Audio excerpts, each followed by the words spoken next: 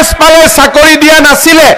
কংগ্ৰেছৰ দিনত ৰকিবুল হুছেইনেও নিজৰ ইচ্ছামতে চৰকাৰী চাকৰি দিছিলে সেই কথা তেখেতৰ মুখেৰে আজি প্ৰকাশ পাইছে মই পুলিচ ডিপাৰ্টমেণ্টক কৈছো যে আপোনালোকে ইমিডিয়েটলি কেছ এটা ৰেজিষ্টাৰ কৰক আৰু ৰকিবুল হুছেইনে কাক কাক চাকৰি দিছিলে সেই লিষ্টখন বাহিৰ কৰক কাৰণ সেই লিষ্টখন জনাটো অসমৰ মানুহৰ বাবে প্ৰয়োজনীয় যেতিয়া মই যোৱা বিধানসভা নিৰ্বাচনত কৈছিলো যে আমি 1 লাখ ল'ৰা ছোৱালীক 1 পইচা নোখোৱাকৈ চৰকাৰী চাকৰি দিম মোক কোনেও বিশ্বাস কৰা নাছিলে আজি আমি 1 লাখ চাকৰি শেষ কৰি অহা 10 মে তাৰিখে আমি 1.5 লাখ চাকৰি আমি সম্পূৰ্ণ কৰিবৰ বাবে গৈ আছো এই 1.5 লাখ চাকৰি পোৱা বহু লোক এজিপিৰো নহয় বিজেপিৰো নহয় তেওঁলোকৰ কোনো দলীয় পৰিচয় নাই আমি 1 কোটি টকা নহয় এটকা নোলোৱাকৈ আজি আমি চৰকাৰী চাকৰি দিলো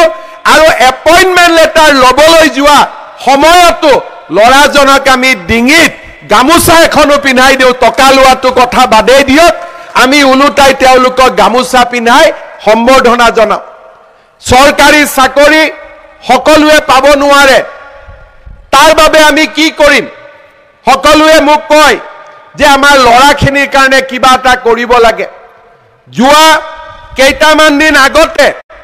আমি এখন সুন্দৰ আঁচনি অসমত আৰম্ভ কৰিলো যিখন আঁচনি হল মুখ্যমন্ত্ৰীৰ আত্মনিৰ্ভৰ অসম অভিযান যোৱা 30 তাৰিখে অসমৰ 25,238 জন ডেকা ল'ৰা ছোৱালীক আমি 2 লাখ টকাকৈ আগবঢ়ালো বেংকৰ পৰা নহয় চৰকাৰৰ পৰা যে যিসকল ল'ৰা ছোৱালীয়ে চাকৰি নাপাব বেহা বেপাৰ কৰি খাব খুজিব তেওঁলোকক আমি 2 লাখ টকাকৈ আগবঢ়াম 1 লাখ টকা চৰকাৰক ঘূৰাই দিব লাগিব আৰু 1 লাখ টকা ঘূৰাই দিব নালাগে তেনেকুৱা আজি আমি নতুন আঁচনি অসমৰ বাবে ল'ৰা ছোৱালীৰ বাবে আজি আমি অনুমোদন কৰিছো বৰ্তমান এপ্লিকেশন চলি আছে আৰু 3 মাহৰ ভিতৰত আমি আৰু ৭৫,০০০ ল'ৰাক 2 লাখ টকাকৈ আগবঢ়াম যাতে তেওঁলোকে ব্যৱসায় বাণিজ্য কৰি তেওঁলোকে খাব পাৰে নিজৰ পৰিয়ালটোক আগবঢ়াই লৈ যাব পাৰে 1.5 লাখ চাকৰি 2 লাখ ল'ৰা ছোৱালীক আত্মনিৰ্ভৰ অসম আঁচনিৰ জৰিয়তে অনুমোদন আৰু কেন্দ্ৰীয় চৰকাৰৰ বিভিন্ন পদত নিযুক্তি যোৱা 3টা বছৰ আৰু আহিবলগীয়া 1.5টা বছৰত আমাৰ অসমত 5 লাখ ল'ৰা ছোৱালীয়ে কৰ্মসংস্থাপন লাভ কৰিব আমাৰ ৰাজ্যত শান্তি শৃংখলা ঘূৰি অহাৰ বাবে ল'ৰা ছোৱালীয়ে ব্যৱসায় বাণিজ্য কৰিছে আৰু আজি তাৰ ফলত হততেও নিযুত মইনা আঁচনিত মই নিজে পঢ়িব পাৰিম স্কুললৈ যাবলৈ এখন চাইকেল পাম খেল মহাৰণ হ'ব খেলিব পাৰিম সাংস্কৃতিক মহাসংগ্ৰাম হ'ব মোৰ সুপ্ত প্ৰতিভাক মই আগুৱাই লৈ যাব পাৰিম আমাৰ ৰাজ্যত যুৱক যুৱতী কেতিয়াও পথভ্ৰষ্ট হ'ব নোৱাৰে মই মুখ্যমন্ত্ৰী হোৱাৰ দিনাখন মনত সংকল্প লৈছিলো মোৰ দিনত মই কিবা কৰিব নোৱাৰিলেও এটা অন্তত কৰি থৈ যাম অসমত যাতে চাকৰি নামত কোনেও 1 টকাও খাব নোৱাৰে আজি মই আপোনালোকৰ আগত গৌৰৱেৰে থিয় হ'ম মোৰ কোনো ফেমিলি বেকগ্ৰাউণ্ড নাই ৰাজনীতিত মোৰ দেউতাও মন্ত্ৰী নাছিল কোনো নাছিল ফণীভূষণ চৌধুৰী ডাঙৰীয়াই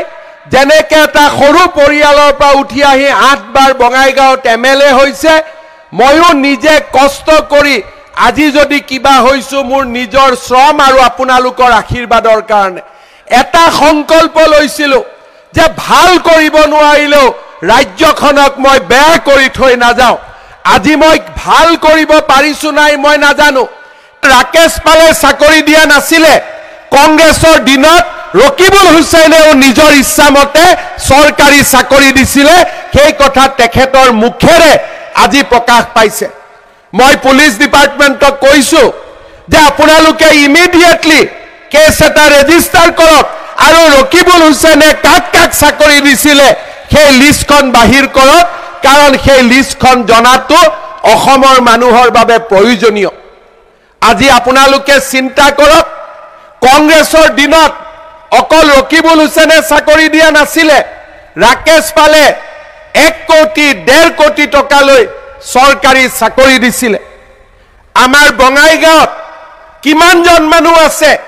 যোনে 1 কোটি টকা দি চাকৰি ল'ব পাৰে আছে নেকি আপোনালোকৰ মাজত ইয়াত কোনোবা আছে নেকি আজি আমি 1 কোটি টকা নহয় এটকা নোলোৱাকৈ আজি আমি চৰকাৰী চাকৰি দিলো আৰু এপইন্টমেন্ট লেটাৰ লবলৈ যোৱা সময়তো লৰাজনক আমি ডিঙিত গামুচা এখনো পিন্ধাই দিও টকা লোৱাটো কথা বাদেই দিয়ক আমি উলুটাই তেওঁলোকক গামুচা পিন্ধাই সম্বৰ্ধনা জনাও চৰকাৰী চাকৰি সকলোৱে পাব নোৱাৰে তাৰ বাবে আমি কি কৰিম সকলোৱে মোক কয় যে আমাৰ লৰাখিনিৰ কাৰণে কিবা এটা কৰিব লাগে যোৱা কেইটামান দিন আগতে আমি এখন সুন্দৰ আঁচনি অসমত আৰম্ভ কৰিলো যিখন আঁচনি হল মুখ্যমন্ত্ৰীৰ আত্মনিৰ্ভৰ অসম অভিযান যোৱা 30 তাৰিখে অসমৰ 25,238 জন ডেকা লৰা ছোৱালীক আমি 2 লাখ টকাকৈ আগবঢ়ালো বেংকৰ পৰা নহয় চৰকাৰৰ পৰা যে যিসকল লৰা ছোৱালীয়ে চাকৰি নাপাব বেহা বেপাৰ কৰি খাব খুজিব তেওঁলোকক আমি 2 লাখ টকাকৈ আগবঢ়াম 1 লাখ টকা চৰকাৰক ঘূৰাই দিব লাগিব আৰু 1 লাখ টকা ঘূৰাই দিব নালাগে তেনেকুৱা আজি আমি নতুন আঁচনি অসমৰ বাবে লৰা ছোৱালীৰ বাবে আজি আমি অনুমোদন কৰিছো বৰ্তমান এপ্লিকেশন চলি আছে আৰু 3 মাহৰ ভিতৰত আমি আৰু ৭৫,০০০ লৰাক 2 লাখ টকাকৈ আগবঢ়াম যাতে তেওঁলোকে ব্যৱসায় বাণিজ্য কৰি তেওঁলোকে খাব পাৰে নিজৰ পৰিয়ালটোক আগবঢ়াই লৈ যাব পাৰে 1.5 লাখ চাকৰি 2 লাখ লৰা ছোৱালীক আত্মনিৰ্ভৰ অসম আঁচনিৰ জৰিয়তে অনুমোদন আৰু কেন্দ্ৰীয় চৰকাৰৰ বিভিন্ন পদত নিযুক্তি যোৱা 3টা বছৰ আৰু আহিবলগীয়া 1.5টা বছৰত আমাৰ অসমত 5 লাখ লৰা ছোৱালীয়ে কৰ্মসংস্থাপন লাভ কৰিব আমাৰ ৰাজ্যত শান্তি শৃংখলা ঘূৰি অহাৰ বাবে লৰা ছোৱালীয়ে ব্যৱসায় বাণিজ্য কৰিছে আৰু আজি তাৰ ফলত হততেও নিযুত মইনা আঁচনিত মই নিজে পঢ়িব পাৰিম স্কুললৈ যাবলৈ এখন চাইকেল পাম খেল মহাৰণ হ'ব খেলিব পাৰিম সাংস্কৃতিক মহাসংগ্ৰাম হ'ব মোৰ সুপ্ত প্ৰতিভাক মই আগুৱাই লৈ যাব পাৰিম